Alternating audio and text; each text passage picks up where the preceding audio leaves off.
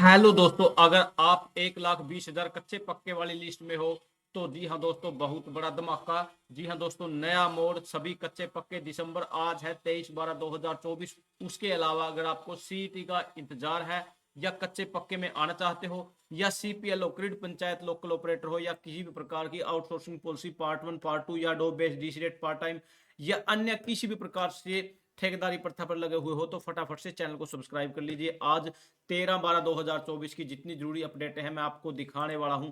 सबसे पहले तो यही से शुरू कर लेते हैं। पार्ट टाइम कच्चे कर्मचारियों को नियमित करे सरकार। आरोप लगाया कर्मियों को लंबित मांगों को लेकर गंभीर नहीं प्रदेश सरकार। हरियाणा ग्रुप डी सरकारी कर्मचारी यूनियन संबंधी सर्व कर्मचारी संघ की राज्य कार्यकारिणी बैठक में रविवार को सुखपुरा चौक स्थित कर्मचारी भवन में हुई। बैठक की अध्यक्षता यूनियन के प्रांतीय वरिष्ठ उप प्रधान शिव कुमार ने की। इसी दौरान कर्मचारियों ने सरकार की पुरानी पेंशन बहाली, पार्ट टाइम कच्चे कर्मचारियों को नियमित करने की मांग की। यह महासचिव भी सभी के सभी यहाँ मौजूद थे। लगातार बढ़ रहा है, ऐसे में सरकार को नियमित करने के लिए पॉलिसी बनानी चाहिए। कॉमर्ड कैडर खत्म कर विभागीय कैडर से पदोन्नति की जाए। ग्रुप डी से ग्रुप सी का प्रमोशन कोटा 50% किया जाए। उसके अलावा CPL grid panchayat local operator. मुख्यमंत्री नायब सिंह सैनी फैसले तो सही करते हैं मगर लागू होने में आनाकानी क्यों? यहाँ गलियारों में चर्चा है। मुख्यमंत्री नायब सिंह सैनी जब से पदभार संभाला है तब से वे सही व त्वरित फैसले कर रहे हैं। लोकसभा चुनाव के बाद विधानसभा चुनाव के बीच उन्होंने त्वरित फैसले किए। उनका लाभ भाजपा को विधानसभा चुनाव में हुआ। तीसरी बार सरकार बनी, मुख्यमंत्री पद पर दूसरी बार नायब सिंह सैनी बैठ गए हैं, लेकिन मगर दूसरी बार मुख्यमंत्री बनने के बाद उतनी तेजी से फैसले नहीं हो पा रहे। जो सही फैसले हो भी रखे हैं उन्हें लागू करने में आनाकानी हो रही है। गलियारे में पूछा जा रहा है कि आखिरकार यह आनाकानी क्यों हो रही है। गलियारे में कहा जा रहा है सबसे बड़ा फैसला विधानसभा चुनाव से पहले 14/2024 को 1,20,000 कच्चे कर्मचारियों को पक्के करने का, जॉब सुरक्षा देने का।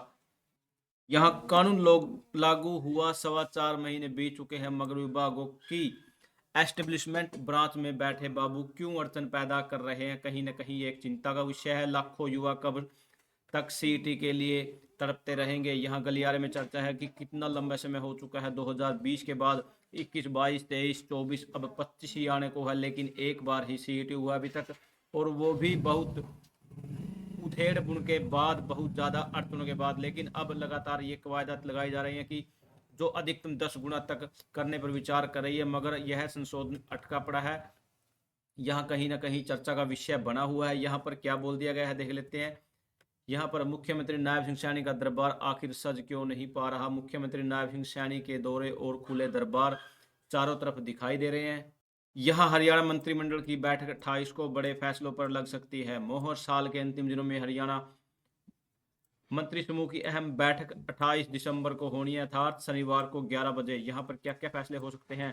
सूबे के मुख्यमंत्री नायब सिंह सैनी 20 और 21 दिसंबर को जो 2 दिन राजस्थान जैसलमेर गए थे, जहां उन्होंने केंद्र के प्री बजट से पूर्व केंद्रीय वित्त मंत्री निर्मला सीतारमण साथ बैठक में हिस्सा लिया। उसके अलावा इस दौरान सीईटी की संशोधित पॉलिसी को लेकर भी फैसले की उम्मीद है। बैठक में राज्य के अन्य योजनाएं, प्रशासनिक सुधार व अन्य महत्वपूर्ण मुद्दों पर चर्चा की जाएगी। बैठक का उद्देश्य राज्य के समग्र विकास को गति देना और आम जनता से जुड़े मामलों को लेकर भी चर्चा करना है। ये देखिए दोस्तों, यहाँ हरियाणा सरकार की कल्याणकारी योजनाओं का लाभ पात्र व्यक्तियों तक सीधे पहुंच रहा है, ये नायब सिंह कहना है, लेकिन अभी तो कोई ऐसी योजना शुरू भी नहीं कही। यहाँ हरियाणा के मुख्यमंत्री नायब सिंह सैनी ने कहा, प्रदेश में कल्याणकारी जितनी योजनाएं हैं सभी की सभी डायरेक्ट बेनिफिट वालों को सीधे खाते में दी जा रही है। किसी प्रकार के बीच में बिचौलिया वगैरह नहीं है। मुख्यमंत्री बोले, सरकार अंत्योदय की भावना से आमजन के कल्याण के लिए समर्पित है। उसके अलावा जी हाँ दोस्तों, CPL grid panchayat local operator जो कि 2 एग्जाम देने के बाद भी आज तक भटकते फिर रहे हैं। जी हाँ दोस्तों, इन्फॉर्मेशन कैसी लगी कमेंट सेक्शन में लिखे। थैंक यू दोस्तों, नमस्कार दोस्तों।